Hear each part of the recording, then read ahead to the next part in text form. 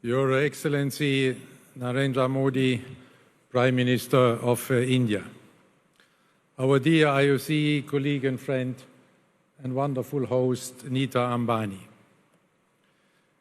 dear fellow IOC members, dear President of the Indian Olympic Association, PT Usha, dear presidents and friends from the international federations and national Olympic committees, dear Olympic friends, Namaste.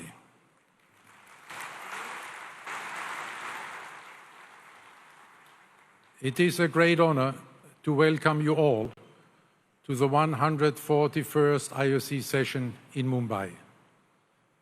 We are so pleased to be in India, a country on the rise in so many respects, including in Olympic sport. Your presence here today, dear Prime Minister, is a testimony to this growing importance of Olympic sport in your wonderful country. This is why I'm offering you a very warm welcome. Thank you, Mr. Prime Minister, for gracing us with your presence.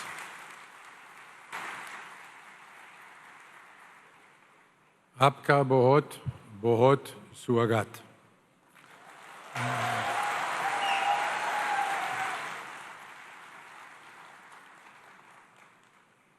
India is a truly inspiring place to hold our IOC session. A country that combines a splendid history and a dynamic present with a vigorous confidence in the future. Let me express our heartfelt thanks and gratitude to our gracious host, our dear colleague and friend Nita Ambani, for welcoming us so warmly in this truly impressive setting.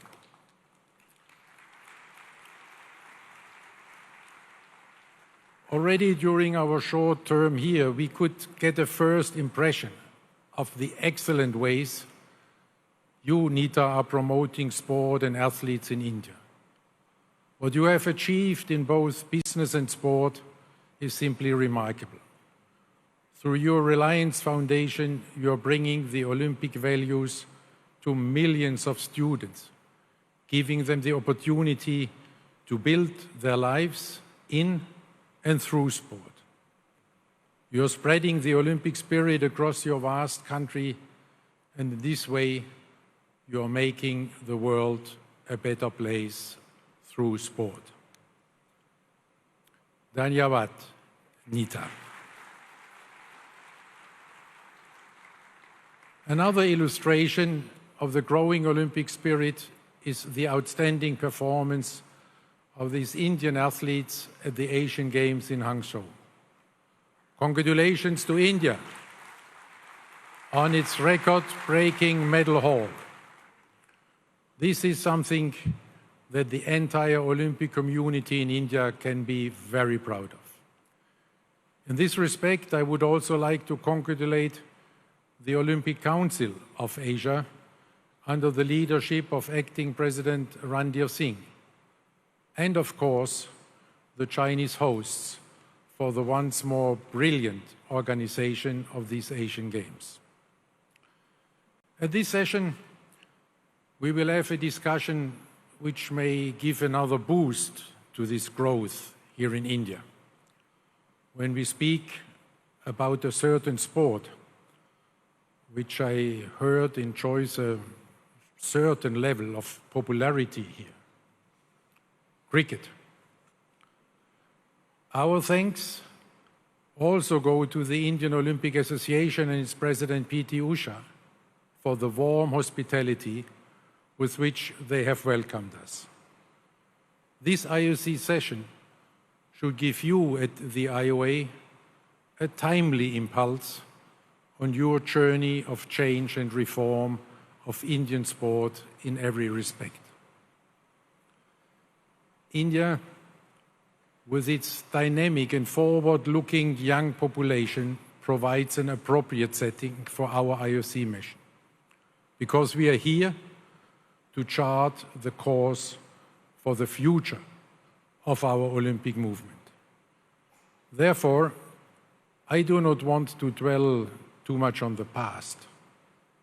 Let us turn to the future.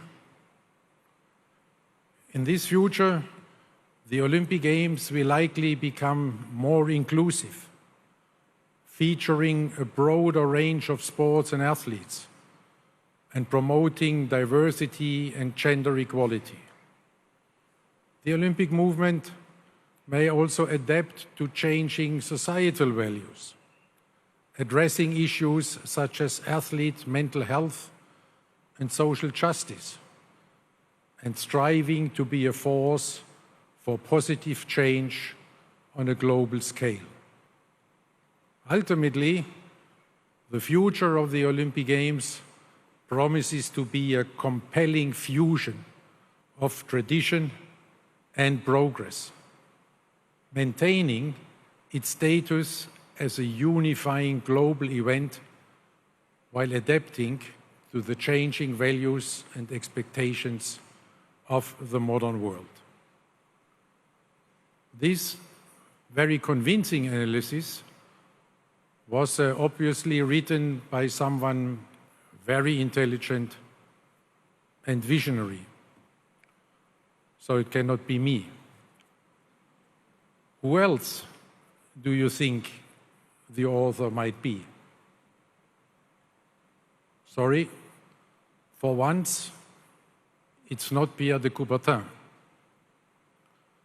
What you just heard was generated by AI, artificial intelligence.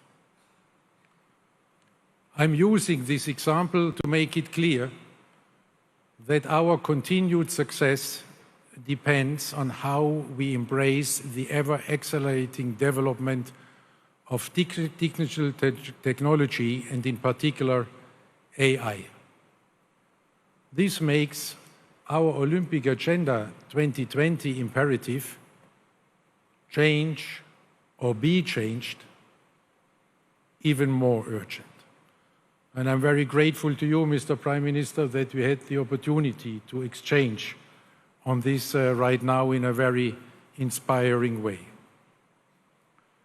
Every challenge comes with opportunities and risks. We need to seize these opportunities and we need to manage these risks. Allow me to give you some examples which I envision in this respect. AI has the potential to revolutionize the training of the athletes. Training programs for athletes will be developed by AI. This will offer the athletes an extremely individualized training plan, drawing on every intimate detail of the athlete's physical and mental conditions to optimize their performance. But what does it mean for the protection of all these intimate data? What will this mean for the role of a human coach? AI has the potential to revolutionize judging and refereeing. In some sports, you can already see the beginning. For the football fans among us, I just say VAR. For the tennis players, Hawkeye. What will AI mean for other sports, where until now, human judgment is deciding over victory or defeat? Gymnastics, figure skating, boxing come to my mind. And of course, the most illustrious examples of all, fencing. In all these and many other sports, the big question is, will AI replace or support the human referee? AI has the potential to revolutionize the organization of the Olympic Games. As we all know, The Olympic Games are the most complex event in the world. AI will help to reduce, streamline, and optimize the work of organizing committees in all aspects of planning and running the Games, down to the smallest detail. Running the Olympic Village more efficiently, managing spectator flows, transportation and venues. The list goes on. And all of this will make the organization extremely efficient. But do we really want to lose the human touch? Will this diminish the Olympic spirit? How can efficiency and the human spirit be reconciled? AI has the potential to revolutionize sports broadcasting. The Olympic Games Paris 2024 will be the last Olympic Games of the pre-AI era. At the latest, by the time of the Olympic Games Los Angeles 2028, you will need far fewer people to produce and broadcast much higher quality content. What will this mean for the broadcast center of the Olympic Games? Will we still need one? AI has the potential to revolutionize the spectator experience. Augmented and virtual reality are already changing now how fans consume sport. AI is going to accelerate and enhance this. This spectator experience will be dramatically more immersive and more customized to the individual. In the end, every spectator can be the director of their own viewing experience. Will spectators still look for the experience together in a stadium? Or will they prefer to enjoy it just by themselves at home? Will there still be the collective memory of the iconic sporting moments that live in the hearts of generations of sports fans like us? These are just a few features of this AI future. Over the past year, I have delved into literature and asked experts to find out what opportunities AI will bring to sport. After reading countless articles and books and speaking with some of the brightest minds, I can tell you, not one of them is at this moment thinking about the impact of AI on sport. Here is our opportunity. If we are starting this discussion now, we can still contribute to shape this AI future for sport. As we did with the Olympic agenda, we can change before we are being changed. If we do not address this issue now, then the purely technological and commercial interests will come over us like a tsunami. To seize this opportunity, it needs a change in mindset. The younger generation has a completely new way of thinking. They are living digital lives right now. We must not ignore their thinking if we do not want to jeopardize our own future. We must empower them to guide us with their young mindset. We have to be in the driver's seat. We have to devise a holistic analysis of the opportunities and risks of AI and then take action immediately. I'm happy to inform you that this work is already underway. If things go well, you may see some first consequences of this already in Paris, and you will learn about it tomorrow during our session. For the medium to long-term future, our newly established AI working group of experts will guide us. They have the task to prepare an extensive overview of the opportunities and risks of AI for the Olympic movement, going far beyond what I have just tried to outline. The imperative of our Olympic agenda is change or be changed. Another important principle is sport needs to go where the people are. This is true for both worlds, the real and the digital one. Today, sport has to compete for the time and attention of young people. Therefore, we have to reach out to the youth where they are in this digital world. This is not just a technological imperative, this is also a demographic imperative. The launch of the Olympic Channel in the framework of Olympic Agenda 2020 was our first step in this direction. This has proven to be very successful.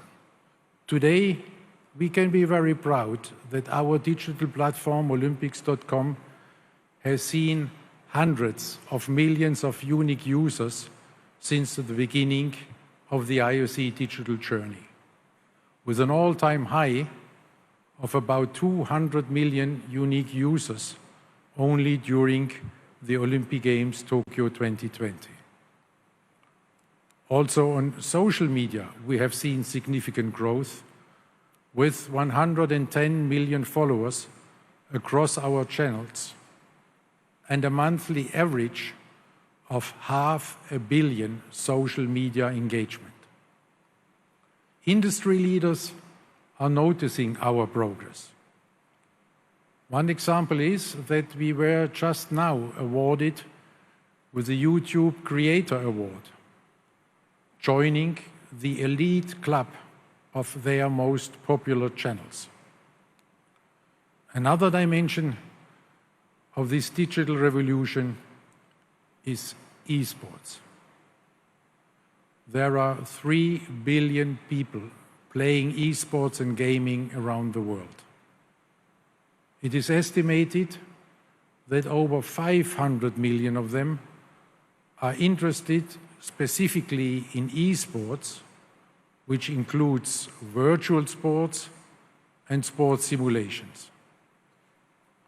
What is even more relevant to us, a majority of them are under the age of 34.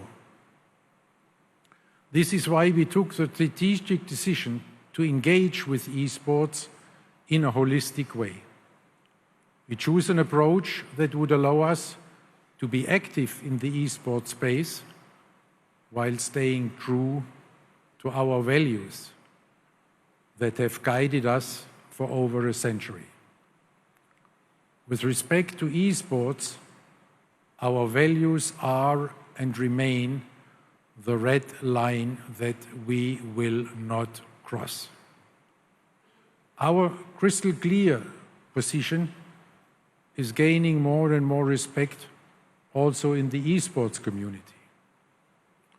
One of the leading publishers even adapted their popular game to conform fully with our Olympic values, so that players shot at targets, not at people. Our first approach to this community was the organization of the Esports Forum 2018 in Lausanne. Next, we set up an eSport liaison group to have a platform to engage with all the eSport stakeholders. Following this, we developed the Olympic Virtual Series in 2021, our first pilot venture in esports. Building on the learnings from this Olympic Virtual Series, we then launched the Olympic Esports Week in Singapore earlier this year. In Singapore, we saw proof that our holistic approach is working. We successfully brought together the Olympic and the esports communities. A highlight was the thrilling live finals, created in collaboration with IFs and publishers. Over 130 players from across the globe came together to compete in the Olympic spirit on the global stage in 10 mixed-gender category events. Players were cheered on by a full house of fans, with all the action streamed online. Overall, the Olympic Esports Series attracted over 500,000 unique participants. The Olympic Esports Series generated more than 6 million views of live action over all channels, with 75% of views from people aged 13 to 14. This was a promising start, but it is just that, a start. It is like in any sport. After even a promising start, the real race still lies ahead. To compete successfully in this race, I have asked our new IOC Esports Commission to study the creation of Olympic Esports Games. AI and esports, these are our two opportunities. To seize these two opportunities and to manage the risks, we need a new mindset. We need the mindset of the young people.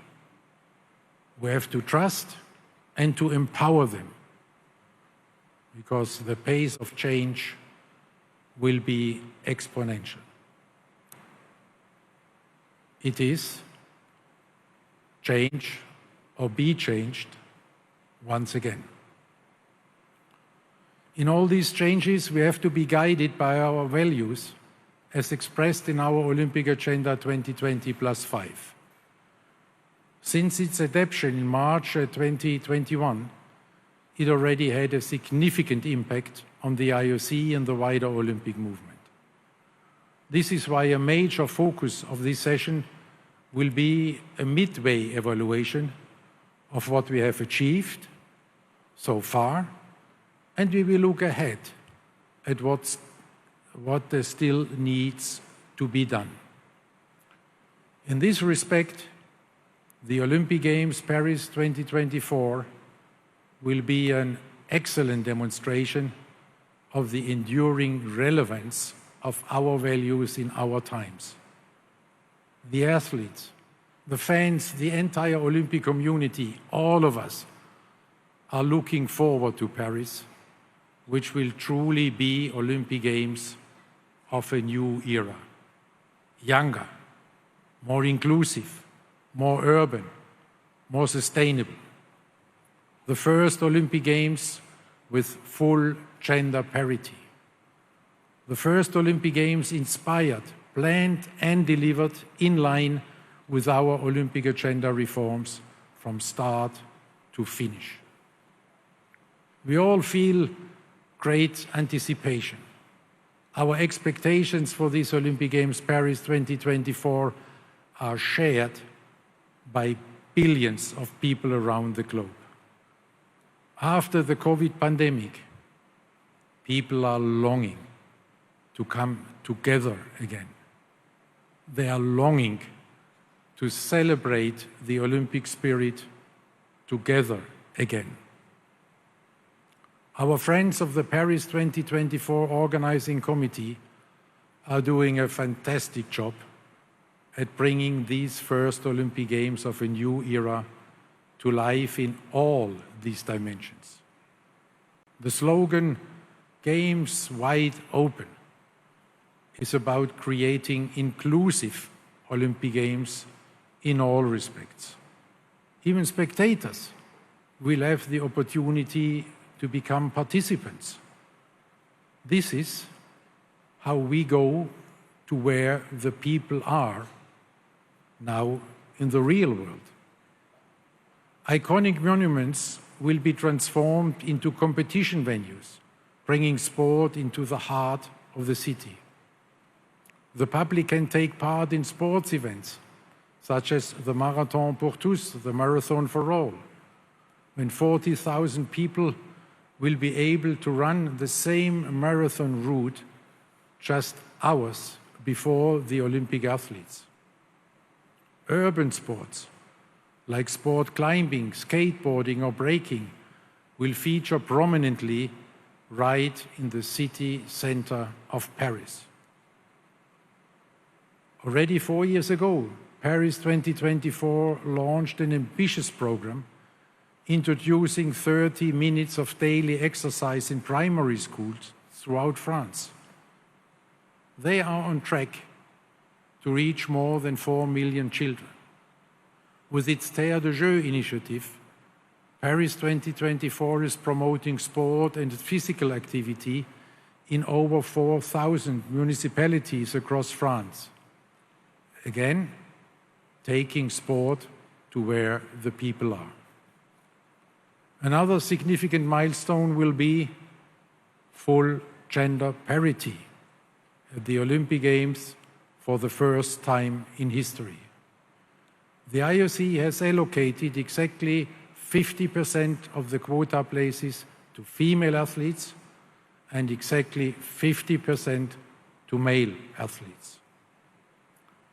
Paris is setting new standards also when it comes to organize sustainable Olympic Games.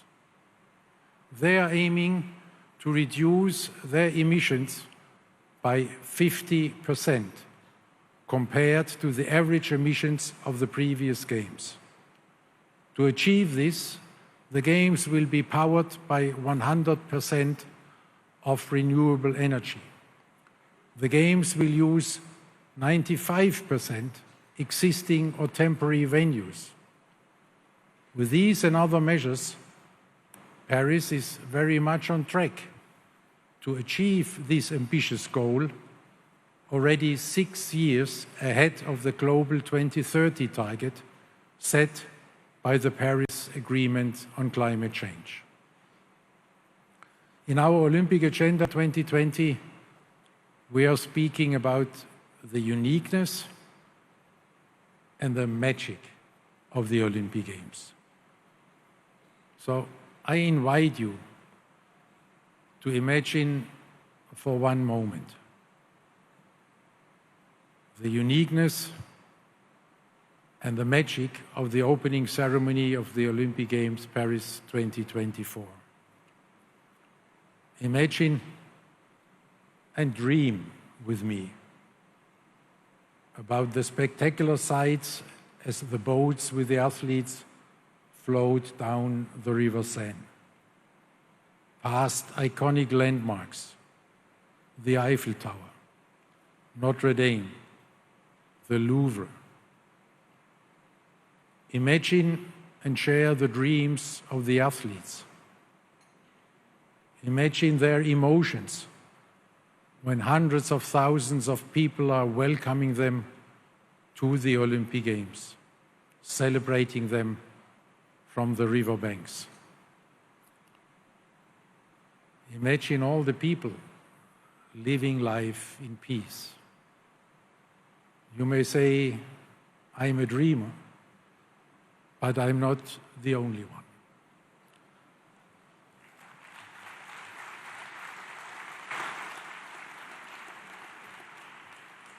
We all share this dream with the best athletes of the world coming to the Olympic Games Paris 2024.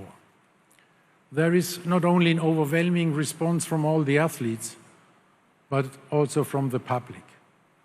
This excitement is reflected in the ticket sales. The requests for tickets go far beyond the 7 million tickets that have already been sold.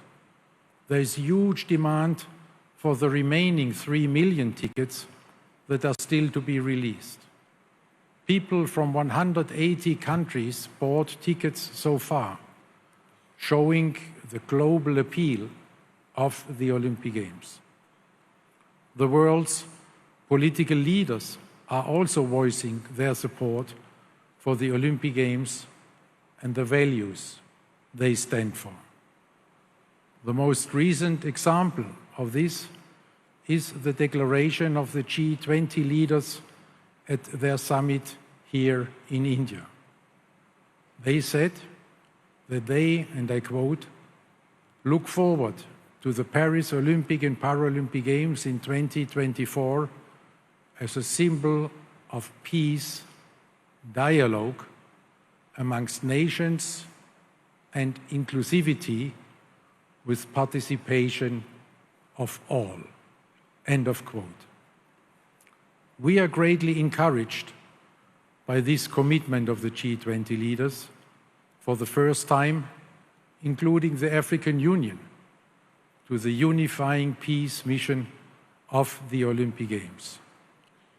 For this commitment, I would like to thank the host and chair of this G20 summit, the Prime Minister of India, His Excellency Narendra Modi.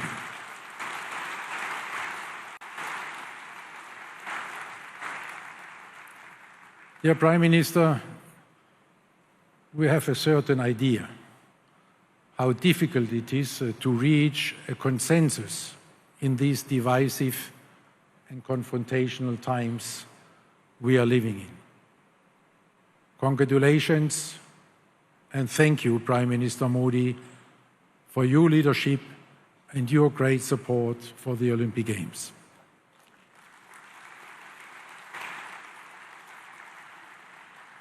I would also like to thank the President of France, Emmanuel Macron, for his leadership and full commitment to the success of the Olympic Games Paris 2024.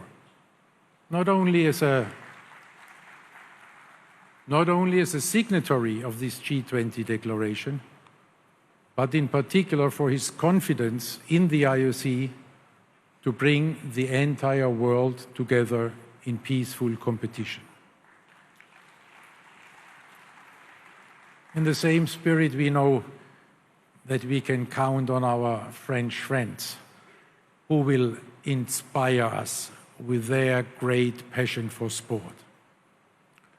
This unifying mission also enjoys the support from the non-aligned movement, which brings together 120 of the 193 UN member states.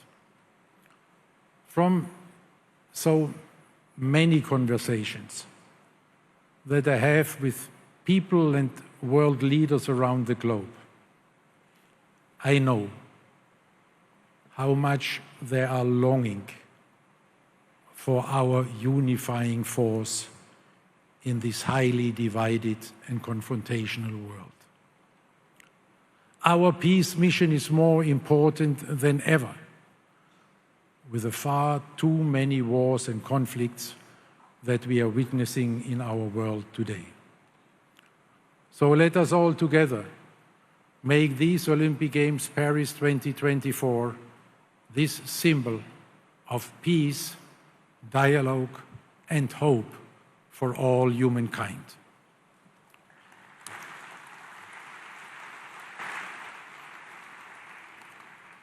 What better place than Paris to showcase Olympic Games of a new era? Paris, the birthplace of our founder, Pierre de Coubertin. Paris, the city of light. Paris, the city of love. As Pierre de Coubertin once said, and I quote him, "The Olympic Games are a pilgrimage to the past and an act of faith in the future." The Olympic Games Paris 2024 will be exactly this, a pilgrimage to our past in the hometown of our founder, and a confident act of faith in our future. In this spirit, we live our new Olympic motto, faster, higher, stronger, together. Thank you very much.